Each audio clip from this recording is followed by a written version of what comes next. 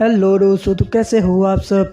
तो एपिसोड की शुरुआत में हम देखते हैं दुआन उन सैनिकों से फाइट कर रहा था, जहां उसका मास्क हट जाता है और उसके फेस पर एक कट लग जाती है, जिससे दुआन को बहुत ही गुस्सा आता है क्योंकि आज से पहले उसे किसी ने भी चोट नहीं पहुंचाई थी। जिसके बाद दुआन अपनी एक बहुत ही खतरनाक टेक्निक का यूज़ करने लगता है, जिससे वहाँ बहुत ही सारे स्पेशल पावर निकल रही थी।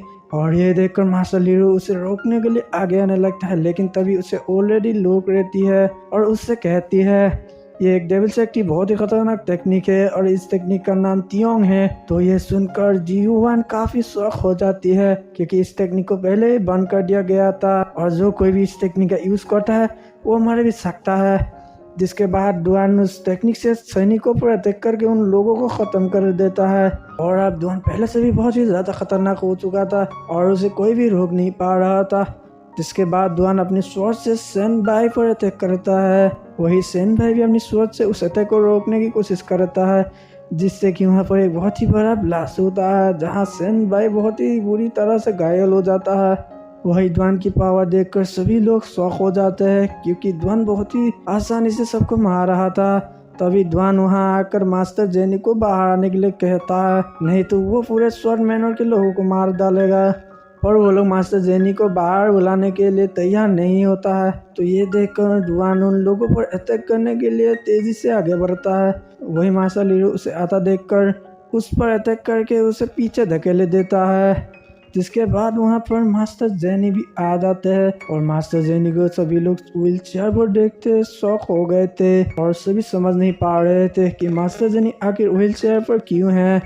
आप दुआन मास्टर जेनी को व्हील चेयर पर देखते हुए जोर जोर से हंसने लगता है और कहता है, मैं भी सोच रहा था कि तुम आखिर 1 साल से क्यों बाहर नहीं आ रहे थे, क्योंकि मेरे मास्टर रेनकोट ने तुम्हारी ऐसी हालत की थी। वही मास्टर जेनी दुआन के अंदर उसकी स्वॉर्ड को देखता है तो उसे पता चलता है दुआन की स्वॉर्ड खून के कारण जंग लगी हुई है, इसीलिए अब उसके स्वॉर्ड किसी भी काम की नहीं है। इसके बाद दुआन अपनी स्पेशल पावर से एक बहुत ही बड़ा स्पेशल स्केलेटन को बनाने लगता है।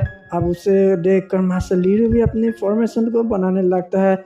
जिसके बाद वो दोनों ही अपने अपने अटैक कर देता है, जहां उन दोनों के अटैक से वहां पर बहुत सारी स्पेशल एनर्जी बाहर निकलने लगती है। तभी दुआन अपने आप से कहता है, आज मैं अपनी मास्टर का बदला लेकर रहूंगा। लेकिन तभी मास्टर जेनी अपनी थोड़ी सी पावर मास्टर लीरो के अटैक पर डाल देता है, जिससे वहाँ एक बहुत ही बड़ा ब्लास्ट होता है और दुआन दूर जा गिरता है। लेकिन मास्टर जेनी की पावर देने के बाद किसी को भी पता नहीं चलता है, इसीलिए वो लोग मास्टर लीरो की तारीफ करने लगता है। जिसके बाद ओल्ड दुआन को चेक करती है और सबको बताती है इसकी बॉडी पैरालाइज हो चुकी है और इसकी इंटरनल ऑर्गन्स भी डैमेज हो चुका है। जिसके बाद सभी लोग बात करने लगते हैं कि हमें डेविल सेक्ट का कुछ ना कुछ करना होगा, नहीं तो वो मास्टर जेनी की यूनिक स्वॉर्ड सूत्रों को लेने के लिए कुछ भी कर सकते हैं। जिसके बाद मास्टर जेनी वहां से चले जाते हैं और वो सभी मास्टर जेनी को प्रोटेक्ट करने के लिए मान जाते हैं। इसके बाद हमारा सीन चेंज होता है और मास्टर जेनी को देखते हैं, जहाँ एक डेविल सेक्ट का असासिन मास्टर जेनी के ऊपर अपने मल्टीपल स्वॉर्ड से अटैक कर देता है, पर मास्टर जेनी उसके अटैक को रिवर्स करके उसी असासिन पर ही मार देता है, जिससे वो असासिन वहीं पर ही खत्म हो जाता है। और वही असासिन भी मास्टर जेनी के वानजियांग स्वॉर्ड सूत्र लेने के लिए आया था। जिसके बाद हमारा सीन चेंज होता है और हम वानजियांग पैलेस का सीन दिखाया जाता है, जहाँ 5 ग्रेट सेक्ट के 5 यंग मास्टर जेनी के डिसाइपल बनने के लिए टेस्ट देने के लिए आए थे। तभी वहाँ पर एक यंग मास्टर कहता है कि मास्टर जेनी हमारा कैसा टेस्ट लेने वाला है।